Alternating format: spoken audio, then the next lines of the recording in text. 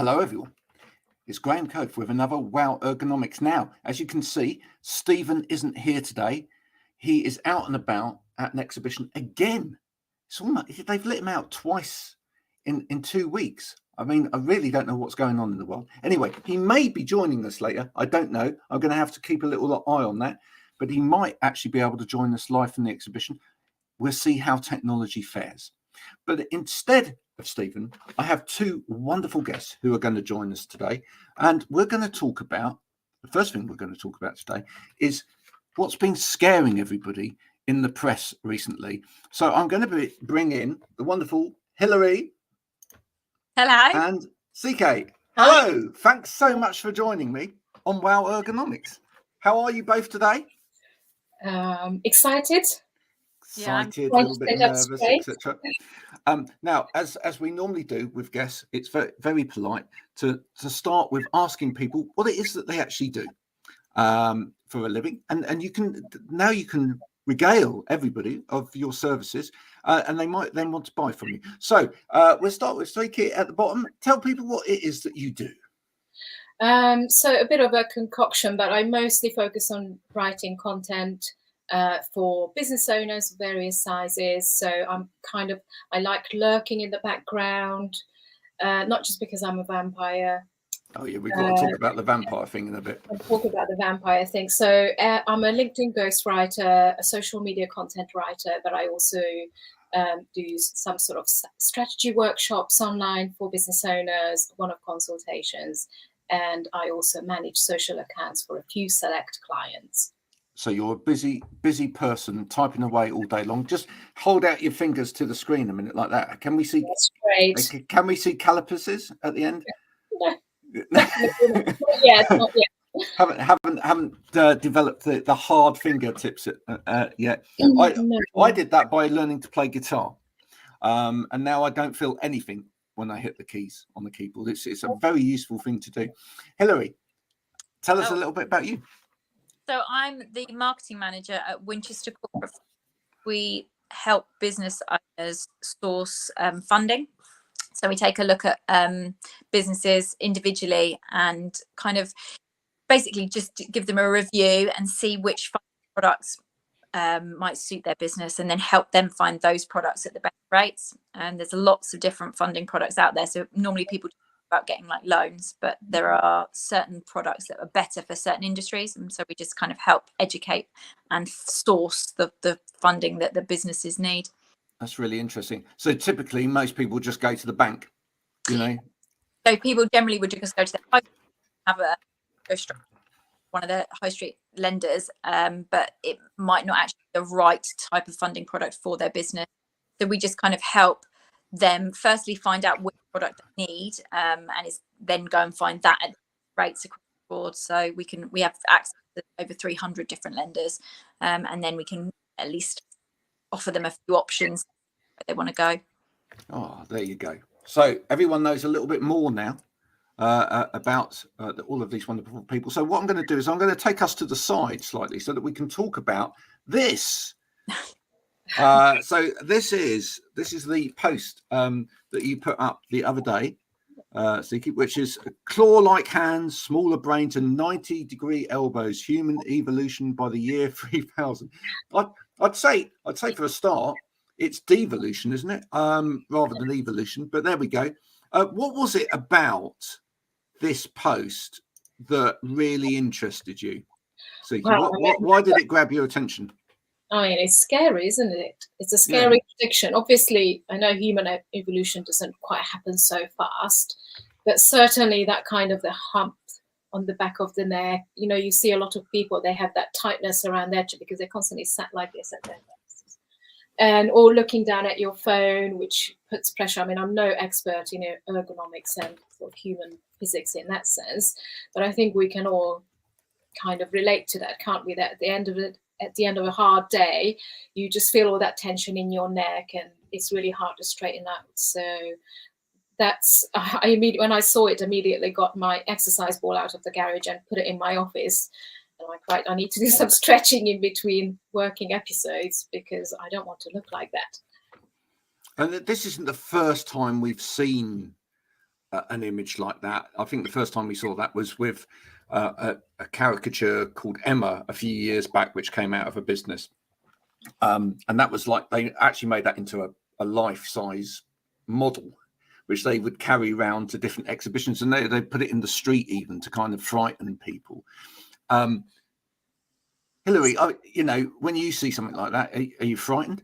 I think business obviously constantly evolving. So yeah, I would like to think that we can see where we're heading.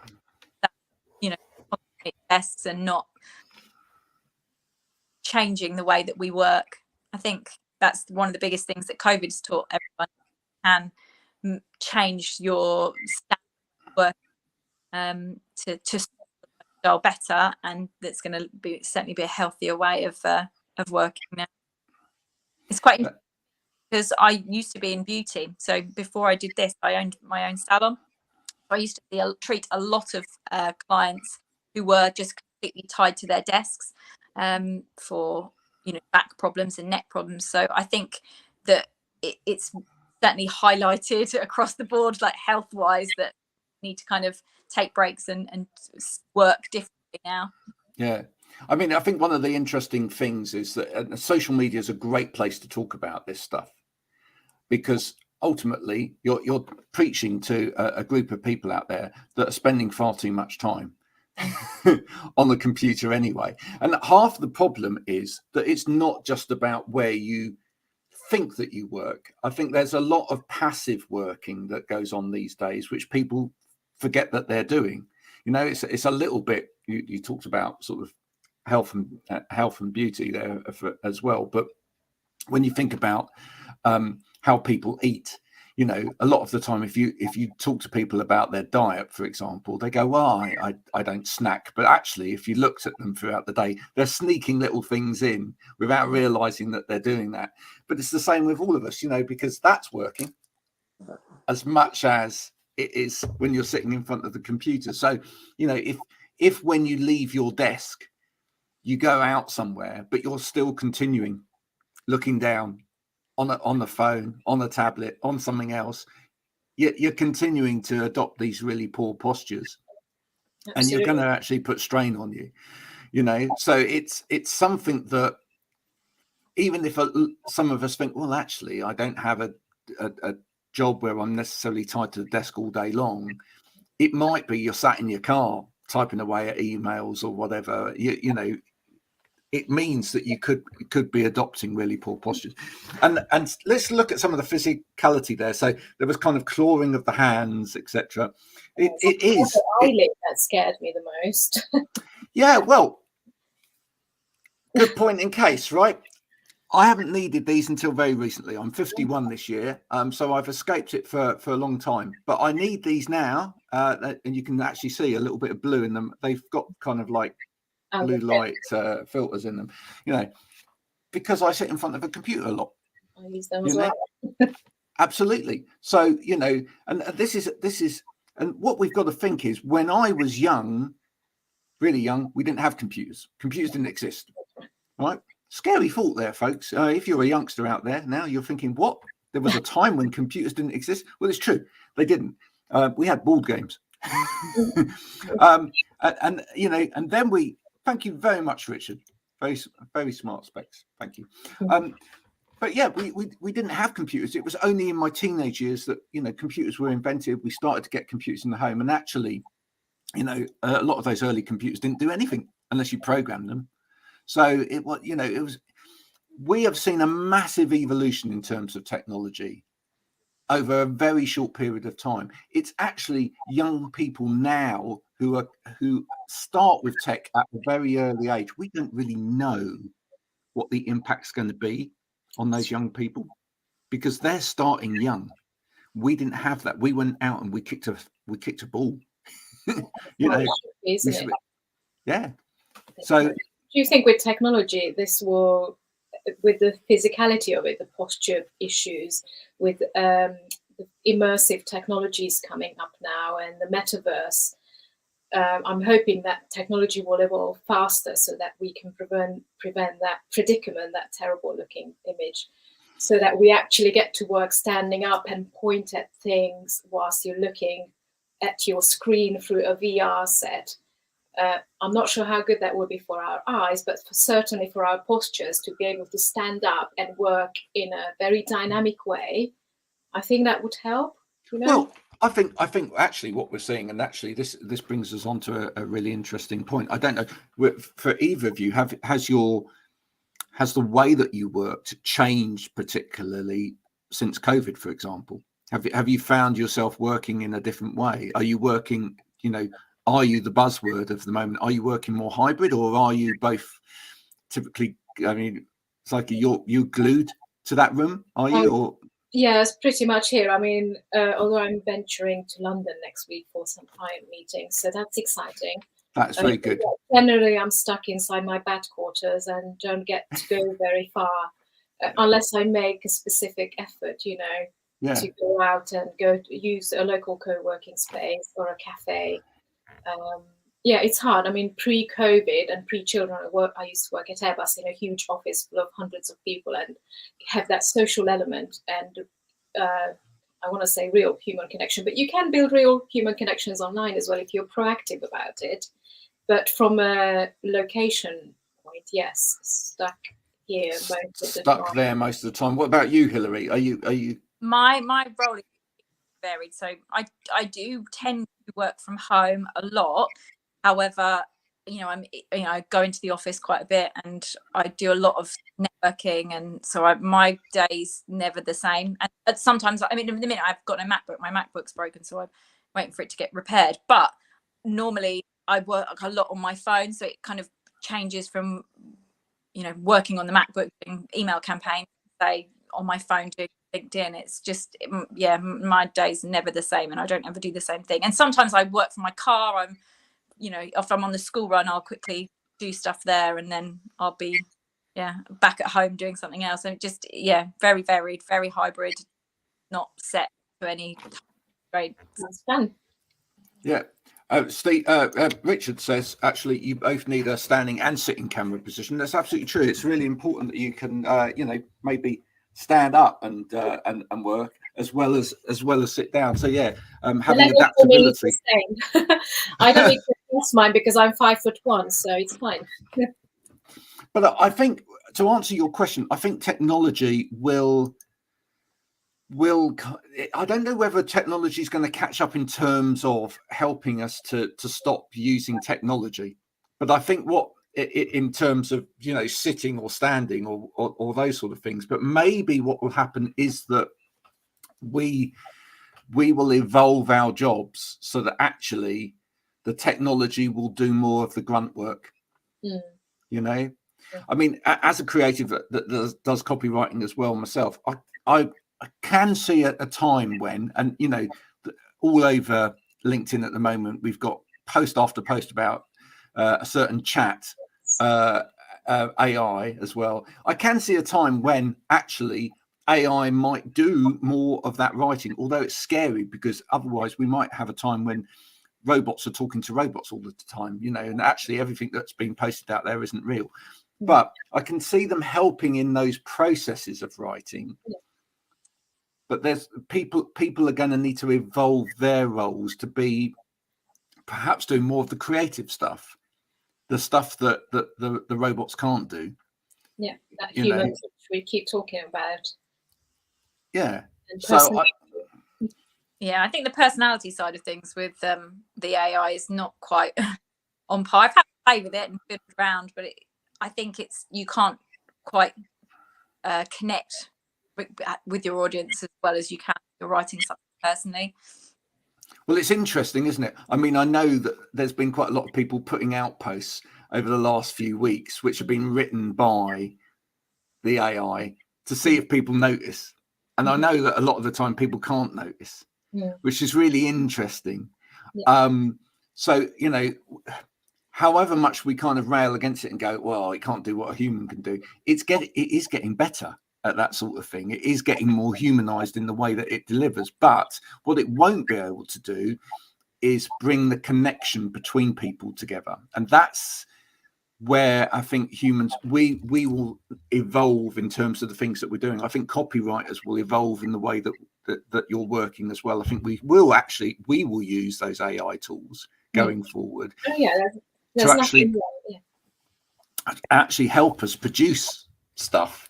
But actually, we'll probably spend more time actually with people, actually really getting to know what it is that people need to get out there, or extrapolating the stories from people so that actually we can put the human element back into what's being written about. So I think, I think we're going to look towards actually spending less time on these things. Yeah, I think it would be good, if we can use AI to our advantage to help us automate and speed up our processes, then you're right. Hopefully, then we can do this kind of interaction instead of constantly having to write. But yeah, it's at the moment AI does sound interesting. You said that some content people don't notice it's written by AI. I would say that's probably coming from accounts whose content, and I don't want to offend anyone, but whose content is already relatively safe. It's already rubbish. Yeah. Let's just put it out there. Let's not beat about the bush about it. It's fine. Yeah. So what I want to say is, obviously, if you've already been posting safe content, what I like calling vanilla content, and I'm not saying that's boring, but if it's too 50 Shades of Grey corporate, then you can use AI. But if you want to kind of stand out from the crowd, then AI won't be good enough. Yeah, and and then would it do the really important part of any content, which is the engagement, because that's the bit that makes content sing. What comments we've got: self-care, exercise, going outdoors, breaks from the screen, etc. need the same priority as the deadline. That is absolutely true. We all need to make sure that we are taking a break from whatever it is that we're doing in order to get out there. And will AI write brilliant poetry that can move us mere humans to tears? I bloody well hope not. Yeah, absolutely. That's the thing, though, isn't it? That's the thing. I mean, I talk to musicians on a regular basis. I do a podcast with musicians.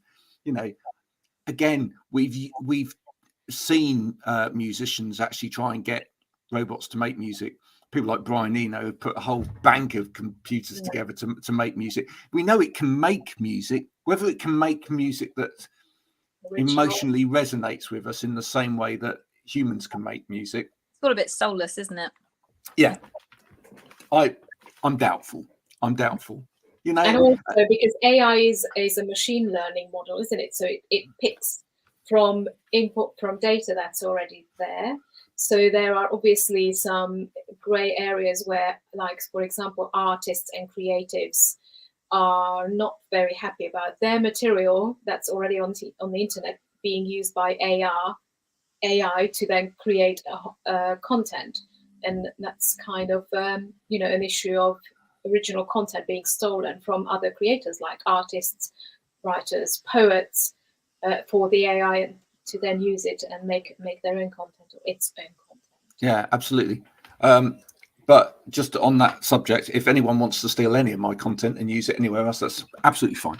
Just go ahead, fill your socks, fill your boots all day long. Really don't mind, because people will realise it's me anyway. So with that, I just need to quickly come on to the fact before I go into the hump and everything else. Why vampires? So I was born in Transylvania, which is the largest province of Romania, and I blah blah blah. Exactly. So I lived there until I was 12, and then we moved to Hungary, which is not too far from Romania. But yeah, so that's where, because I was born and raised in Transylvania. I was born 540 years ago, precisely. Wow, that's brilliant. Hilary, do you have any stories like that? No, not really. I wasn't born in Transylvania. Yeah. No. Well, I'll tell you what, I was a teenage werewolf, but I'm all right now. So well done. There you go. AI can recommend makeup in my industry, but it can't empathize with the client. Yeah, that's the thing, isn't it?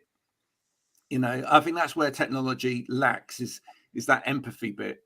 And that's why I always encourage, I do a lot of this stuff on the internet, because actually I'm encouraging people to have dialogue, and I'm encouraging people to tell their story. And I'm, you know, I'd love to see AI be you and me now on air having this conversation. If it gets that clever, I will be amazed. I'll eat my hat.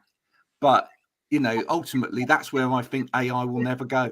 Let me put a question. Let me say this then. If AI wanted us to believe that we are still superior, don't you think it would already?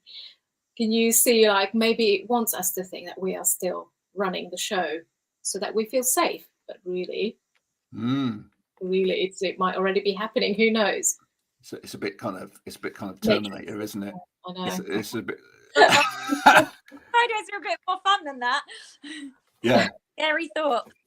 Well, look, I think there's a lot of people here that would be totally happy if AI just wants to do all of the work and everyone spends the Friday down at the pub. That's fine, you know. So, what would be good? An unbiased AI country and world leaders, right? Because there is no such thing as unbiased politician. I don't want to go into the depth of politics, but imagine if all the decisions were made by unbiased AI for the rest of the humanity. Well, you actually bring in a really very good point, which I will bring up, which is that actually some of the people are already beginning to question Chat GPT because it has biases built in. Saw that, yes. Yeah. So I mean, I think that's very interesting. You know, that there's, you know, if people have a political agenda behind any AI technology, then actually into all the programming, can't they? Yeah, it suddenly undermines that technology, doesn't it? Really. So there we go. Especially who builds the AI that gets to run the show. Yeah, very Matrix. Yeah, absolutely. Well, we're all going off into our own little pods in a bit to have a sleep. We'll let you know when we come back out again. So yeah, that so that people understand. So these images with the neck, for example, you know, as you say, the eyelid bit, maybe a little bit far-fetched. I don't know that we're all going to develop additional eyelids, but we are going to perhaps all wear more of these if we don't sort ourselves out. But the neck bit, that does actually happen. There are a lot of people out. I'm not going to scare everyone with real images right now, but if you go and look on the interweb, you will find photos of people that have kind of developed this kind of lump on the back of their neck, and that can happen.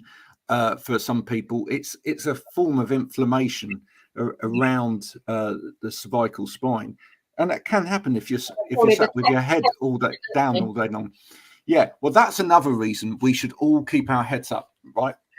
And interestingly enough, that's one of the takes that me and Stephen have had on it, which is we've tried to encourage people that if you're actually wanting to look your best as much as anything else on social media, why would you want your technology? Why would you want your camera angle down there? Right? Because you know that's where your double chin happens, right?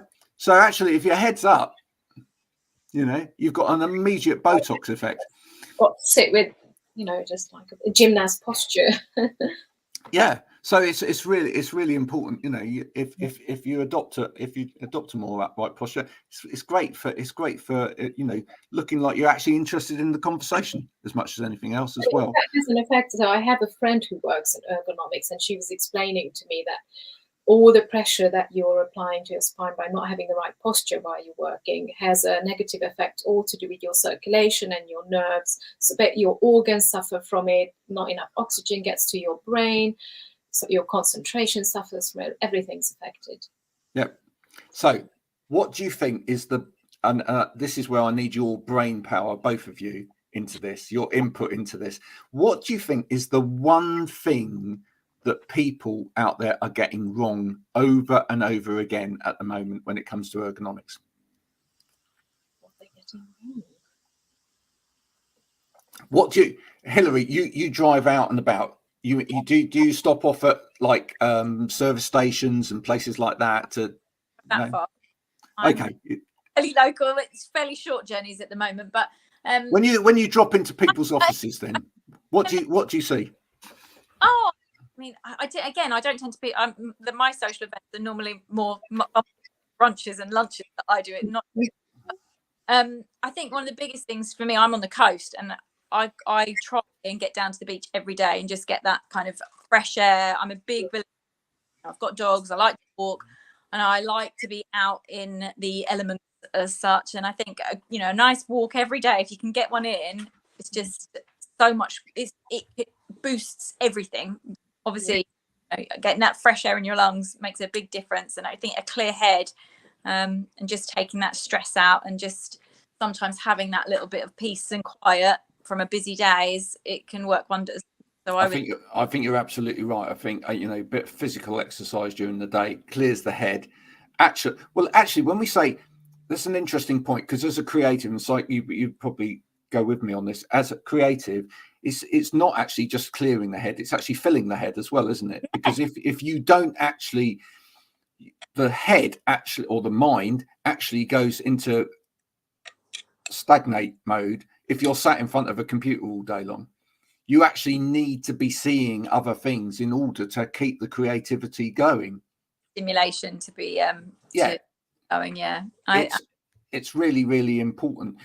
Richard makes the comment, how do you really know this is me, the flesh and blood Rich, commenting and not a chatbot? How do we know? We really don't know. It could be a chatbot. I think we've lost sight there for a minute. She seems to have frozen in time. Maybe she's actually a robot too. Who knows?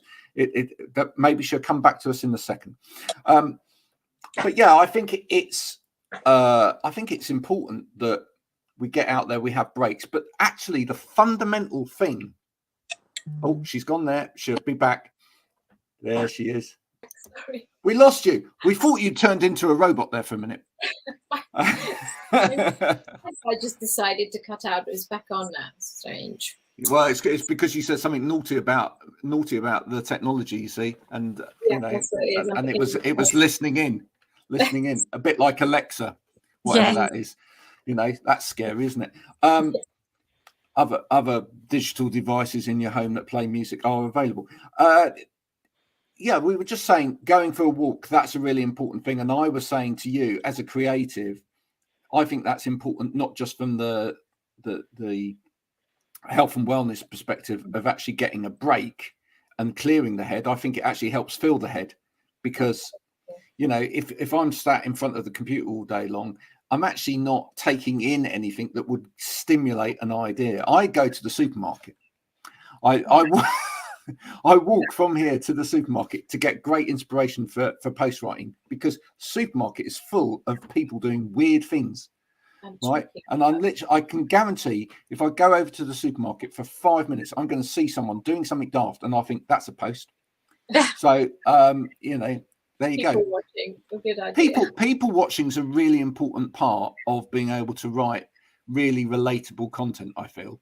And if you don't see anyone, then you can't do it. So it's, and you're kind of, if you're just looking through your feed for inspiration, you're kind of stuck in that bubble, aren't you? Echo chamber. So it's good to have outside perspectives, literally. Totally agree. So Hilary, totally agree that I think that's one of the main things that we see people do wrong, which is they don't take breaks. I think one of the other things that is such a big problem out there is laptop use. Massive problem. Now I see that you're not actually using a laptop there, you're actually using a desktop, which is what I'm doing here as well. But the majority of people out there are using laptops. And it is something that the whole of the ergonomics industry has struggled with. We can tell people until we are blue in the face, you cannot use a laptop for a prolonged period of time without using ergonomic aids. Right? I mean, I plug my laptop in, but having a bigger screen on a stand, it's made a huge difference. Absolutely. So, but the majority of people that use a laptop out there just inputting directly into the laptop, so they're looking down, they're hunched over, no extra keyboard, no mouse, no laptop stand. It's phenomenal, right? And it is actually made worse by the fact that what we then see on social media, for example, is lots and lots of either stock images where everyone's sort of like, I'm using my laptop, lounging about on a sofa. Oh yeah, it's okay to work like this. Or we get influencers young people, young CEOs or whatever, and they're using laptops, but they pose with it. So they have their laptop there and they're like posing. This needs to stop, right? How do we get people to stop? That's the thing. I right? think one is not forgetting that a lot of that is for social media posturing. Yeah, but they need to stop, right? Because and here's where right, this is where I need your help with this. The reason they need to stop is because actually there's a disconnect between some of the things that they're saying and what they're showing people, right? Because a lot of those CEOs as well are saying it's really important to respect your mental health. It's really important to respect your physical health. It's really important to look after your people. It's really important that, you know, as a young leader, I'm doing this. I'm concerned with health and well-being, but I'm going to pose showing myself using a laptop incorrectly.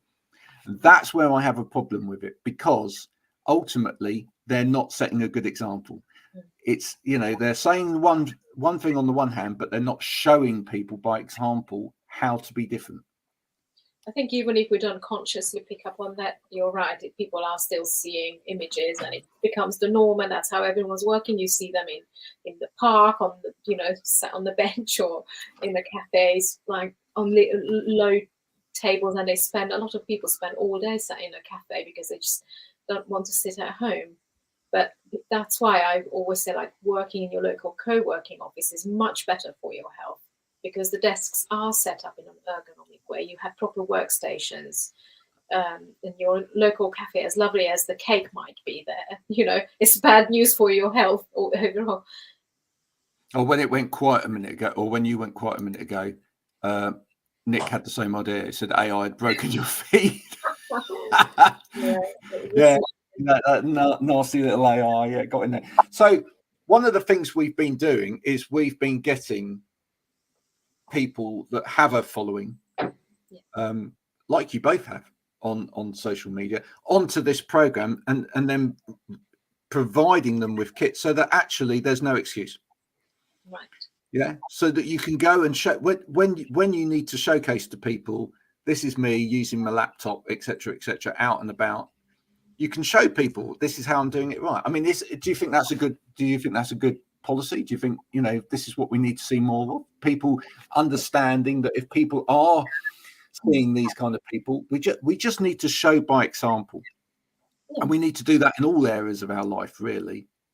You know? So like, for example, for when I go for a client meeting with a laptop, I have a little extendable laptop stand that it folds out neatly, and I put my laptop on it, so it raises the screen.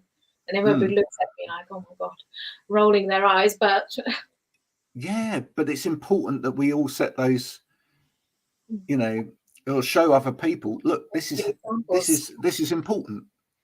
You know, Hilary, you're going.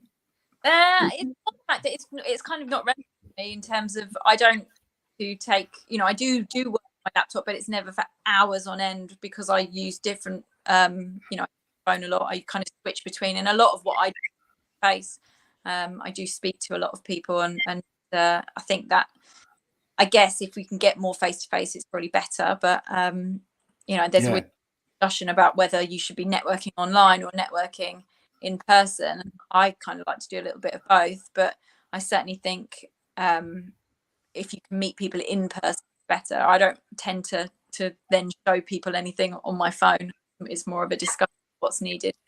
Yeah, I think it's a great icebreaker, though. You're right.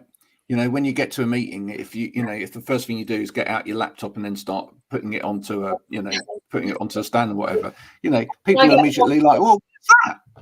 You know, well, it's to do with my health. You know, I like to look after myself. You know, I want to make sure that as I get older, I'm not going to have a hunched neck and funny claws. Have you not seen the post? If you,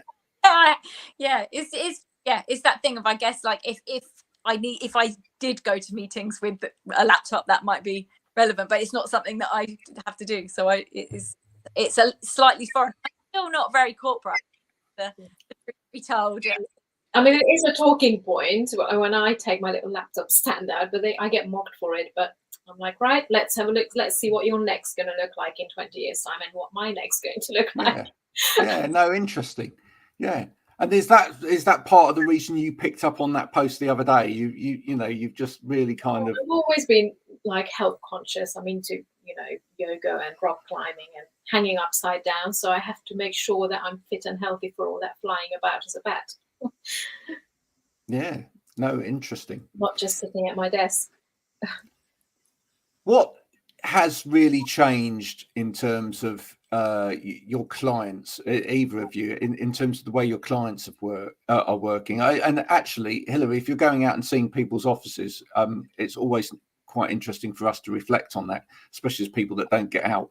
But are you seeing quite a change in the way that people are setting out their offices these days, or is that changing as well? Well, I don't actually get to go to many offices. As I said, I tend to go to lunches. I do nice restaurants rather than. She's got it made, doesn't she? Really? Yeah. I haven't. I guess I know you were saying like working differently with COVID, but I haven't been in the industry that long, so I haven't had my career before was in the beauty industry. Again, very different from what I'm doing now. So it's quite hard. It's quite a hard question to answer. Yeah. I don't honestly know what the difference has been pre-COVID to current, because I haven't kind of seen it. I don't see it around that much. I guess the biggest thing, I do a lot of Zoom meetings, but they seem to be a lot more relaxed. And I think people are more quick to kind of grab a coffee and sit comfortably on the sofa for those meetings. Whether that was the way before, I don't know, because as I said, I've been in corporate. So in my little head, I imagined corporate meetings to be sat around the boardroom and very, stern and stiff and grey and dull and personality of a paperclip, that kind of. Yeah, we had Samantha on last week who talks to corporate businesses or business owners about the issues that they are having in terms of the way people dress. Yeah. She was saying that in a lot of organisations they're having an issue in that sort of half the staff dress like they're ready for Ascot, and half of them, they can hardly get them out of their pajamas, and it's kind of like, sort of trying to get a balanced kind of culture in terms of dress. That's really tricky, isn't it? Because pre-COVID and before I had my children, I used to work at Airbus, so I spent 12 years in a big corporate organisation, and it was most people, suited and booted kind of shirts and not so much ties, but smart attire. And I don't see the difference now. A lot of them used to work from home, but they have slowly gone back to the office. I know that from ex-colleagues, and I would imagine they will be having the same conversations, because for 2 years, they've all been sat at home on their sofas or at their kitchen tables working. So, but then also, I think with the younger generations coming through, they are not the kind of people who want to dress up like us in our 40s, 50s,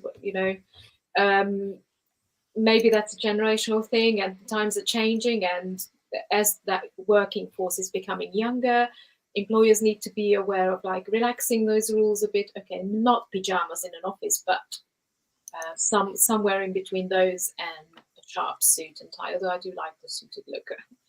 Yeah, I'm saying, I mean, certainly in terms of, again, young CEOs, I'm seeing a lot more sort of maybe casual wear, but more sort of brands, and it's stuff that you would see out, My corporate scattered when I first started with I thought I was going to get a suit to work, and when they first got there, they were like, "Oh no, it's a casual office, but we are bringing in more branded, branded fits." There are certain events that we'll go to where we'll obviously be dressed smartly, but just kind of around the office, meeting lenders and things, it's more sort of than a lovely gilet, that kind of. Lovely gilet, lovely, very, very nice indeed. Now, before we all go, and thank you so much for taking part in this conversation today, and I do want you to take a little photo of where you work at home, so that we can send you some stuff. Not perhaps, we will send you some stuff as a thank you for coming in today. A couple of questions for either of you. Hilary, Yes. Winchester. I want to know, do they still do the fantastic sausage rolls in the Winchester Cathedral coffee shop? Well, that's a very funny story because I'm not actually based in Winchester. Right. It confuses everyone. Our Winchester Corporate Finance, the business was founded in Winchester back in 2018, but we're actually based in Chichester. So Right, which is equally as nice. Equally nice. Both got cathedrals. I can see that they're on the same level, but yeah, I couldn't tell you if they've got cathedrals still in the. I'm afraid I'm not much use today, am I? No. Well, is the main is the big roundabout in Chichester as bad as it's always been? Worse. In fact, I drove on the A20 last night, and all the roads they're being resurfaced, so they were all closed. There, see, heard it first there. I used to travel the country, you see, so I'm very well versed in all areas of the country. And of course, you're based in Bristol, are you not? Yes, I am. Yes. Yeah. So how are you finding it in Bristol with the 20-mile-an-hour speed limits everywhere? Oh God. I mean, it doesn't affect me because I fly around in the night. But yes, yeah, obviously, it can be a pain for those who are having to do the school runs and commute to work and all that business. So, but those days for me are long gone. But on the other occasion, when I venture out for like a local business network and things like that, then yeah, they are really annoying and absolutely no need. I don't know a single person that I've spoken to from the Bristol area of recent months that hasn't said exactly the same thing. Karina says, my old work area. Chichester, yes, the roundabout is awful, Graham. It really is. The amount of times I have been stuck in sort of there's kind of like two gridlocks if you're coming back from sort of east to west. One is Stonehenge. If any of you have ever driven past Stonehenge, you will know exactly what I mean. So if you're coming that route from sort of London, if you're coming along the southwest, maybe from Brighton area, etc., you always get stuck at Chichester at the roundabout. It just happens. It's just one of those things. So they're two areas to completely avoid. So if flying is the right way to go, but obviously if you can turn into a bat and do it, like that, that's even better from an environmental point of view. Yeah, exactly. Eco-friendly. Listen, it's been absolutely brilliant having you both on today. Oh, look, here we go. There's another one. Work down there too, reporting on the Twyford Down M3 road protests in the 1990s. Oh, there you go. Do you remember the song by Galliano? There's a good thing. Just a little snippet there for you. So thanks for everyone that's been watching Wow Ergonomics today. Thanks to Hilary, thanks to Zsike for coming on today and taking part in this. You've been absolutely brilliant. Thank you both. I know there were a little bit of nerves beforehand, but you see, there was nothing to be afraid of, was there? No major blunders. That's good. No, absolutely not. We will be back same time, same place next week, midday, to talk all things ergonomics. Stephen will be back from his exhibition that he's been at for seemingly forever. And until then, bye for now. Have a good Friday, everybody. Look after yourselves. Bye, everyone. Bye.